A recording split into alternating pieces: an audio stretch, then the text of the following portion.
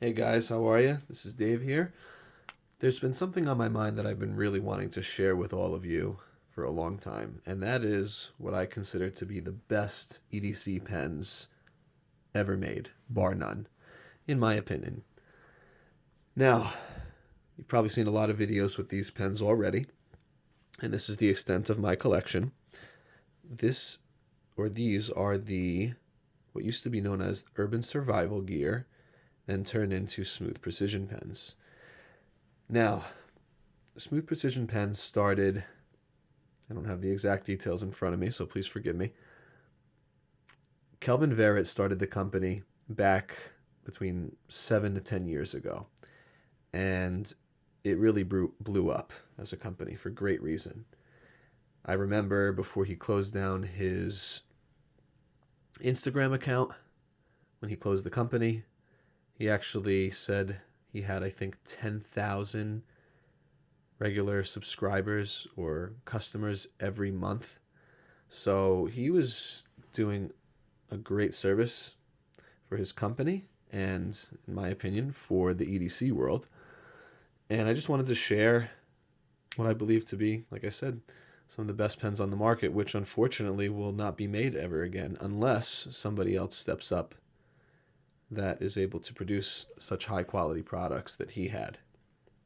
So the first one I want to show you is his first pen ever made. This is the logo. This was his first iteration.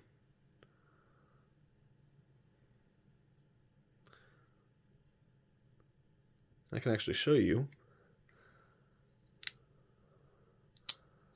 I actually still have the little nib on the tip there to keep it dry. This was his first iteration of the TiScribe, and it's very fidgety. You know, it definitely was revolutionary, I believe, to what everyone else was putting out there. And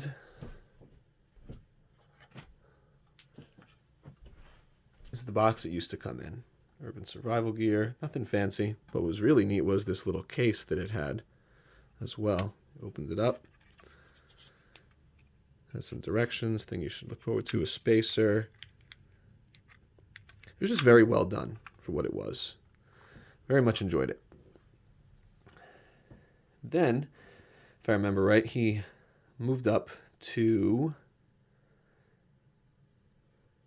his second iteration. Now, I've had a few of these pens in the past, and I have gotten rid of them. But if I knew he was going to go out of business, I wouldn't have. Now, many of you probably do or don't know, but Kelvin Verrett, who started the company down in Texas, he closed the company back in July, I believe, or June of 2023 due to health concerns. He had a health scare. He decided to sell all of his equipment. And he did mention something about another company potentially picking up where he left off, but there has not been any information released at that time or since then. Unfortunately, I don't really know what's going on because he got rid of his Instagram account. I do know that he was looking to start up a knife company because that's where he believed there was more opportunity and potential. I would love to see what he produces in the future regarding knives if he were to get into that industry. I do believe the knife industry is saturated, unfortunately, by a lot of Chinese companies. Nevertheless, there's always room for ingenuity, and I believe he brings a lot to the table. But this was his second iteration in copper, and it had a longer pull with the bolt action compared to the newer versions, but very smooth. You can see the screw top was not on this second version, but you would unscrew the pen here. Now, this particular one was the full size. I believe this one has the... What insert was this? Oh, this was a Pilot Precise V5. Very good insert. So this is the slightly larger insert. These are the ones that could accommodate, I believe, the Monteverde, the Mont Blanc, and such and such as that. Now, if I remember right, if my memory serves me correctly, based on what I have, Then he had these two iterations.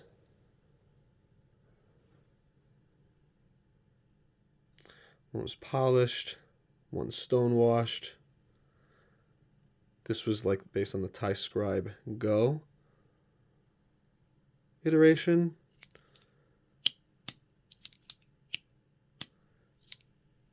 This is the iteration where the bolt stuck out of the top of the pen. Very nicely done still. Not my favorite version, only because of that. I mean, you could still push it down and sort of slide it over with your other finger, but it was mostly meant for your thumb and the actuation. But I mean, the machining, the tolerances, sorry I bumped the camera there, were absolutely outstanding. And let me see if I can get the box and tell you exactly what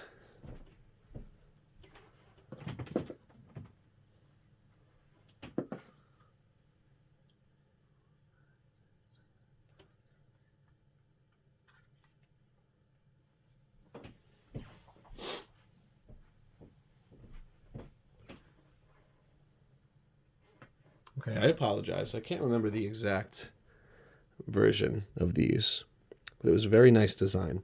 He did make a couple special editions. He made like a safety first, orange and black. He did make an American flag version as well. You can see other videos that he made, that other YouTubers made in regards to his products. Then from there, he did get into the pencil game, which I found to be very interesting. So this is not the pen, but a pencil. Okay, with an eraser, and you would actually just pull down on the mechanism, and the lead would come out the bottom. Very nicely done. This was in, I want to say, bronze. I believe it might have been bronze. You can see the under part of the clip, made in Texas. Just want to show you how beautiful his knives were, his pens were. And I mean, it's something to really see in person. You know, videos can do justice only so much, but to handle his products, second to none, in my opinion. Then from there, he started doing limited edition runs every month, and I wish I took advantage of more of them. The jigsaw puzzle was one I should have snagged, but I did not. Lesson learned for the next time. Whenever a company is doing well, buy up what they have if you really like it, because you never know what might happen in the future. Then he produced, this is actually one of my favorites, it's the Dragon Scale model. Let's see, this is the new iteration. This was the version 2.1, I believe. With the version 2.2, he always kept improving. That was one of Kelvin's strengths. He was never happy. I shouldn't say happy, but he was always pushing the boundaries. He was always trying to do better. He's always trying to make a better product. And it's noticeable, you know. This was the grade 5 titanium, and I believe he upgraded to 7, or it was grade 3, and then it goes to grade 5. Forgive me, I don't recall off the top of my head. After this, he also had a copper version, which I really liked. This was a darker wash, not the one that was already patinaed from my own fingers. It was already patinaed, but something of very excellent work as well. I'm glad I picked this one up. A few of these I definitely picked up. I would say 1, 2, 3, 4. I believe I picked up when I found out he was going out of business. And too little, too late. And one of my favorite versions, which I prefer not to use because I only have one of them, was one that he made before he decided to close the company. This is the polished zirconium, flamed and polished zirconium, which is absolutely outstanding. And the machine work, the gloss on this is excellent. And I mean, very reasonably priced, guys. Let me tell you, So all of these pens, roughly between $100 to $180, depending on the configuration. The zirconium, I think, was around $350, and that is a stellar deal considering when I went to Blade Show this year, 2024, I stopped by the Nottingham Tactical booth. They had a very nice polished zirconium frag pattern pen. It was what is known as their, not their bolt action, but their, I forget the slide mechanism. Anyway, it was almost $800. Now, I thought that was a little excessive. This, very reasonably priced for the zirconium. And I mean, this was this twister pattern. Absolutely remarkable. So, not too much of an in-depth video. Oh, before I forget, I did miss one. This, okay, here was his original iteration. You can see the size difference. You can see very similar machining and things going on here. The one on my left was actually a tribute or a homage paid to the initial stone-washed finish that he made. And I'm so glad I picked this one up because this was actually in the newer titanium that he started making. I believe it was the grade 5 or grade 7. I haven't even really broken any of these in yet. I keep them in the box because they're what I would consider to be almost collector's items now. Very special pieces. But I'm telling you guys, there you go. Look at that. Beautiful stonewash and then polishing around the grooves here. Wonderful work. If you haven't handled any of his pens, I'd highly recommend it. If you can find some on the secondary market, that are not too expensive, buy them. You won't be disappointed. If there's any vendors that are still out there, I have checked myself. It looks like a lot of them have sold out of their stock.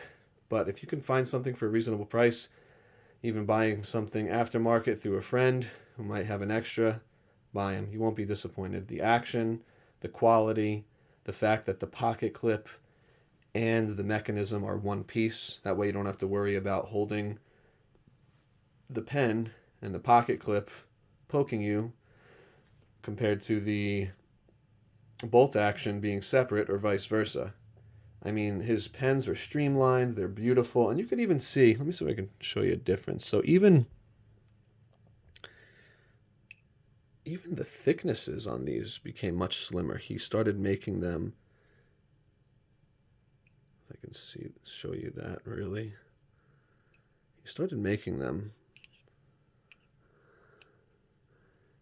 even slimmer. It's hard to see from this angle, but you can sort of see. These were much slimmer, the one in my right hand.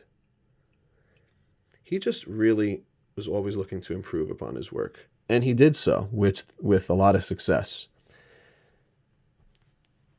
I will say that I am pretty disappointed that he decided to close up shop, but I do hope that someone will come along and start making products that are very similar.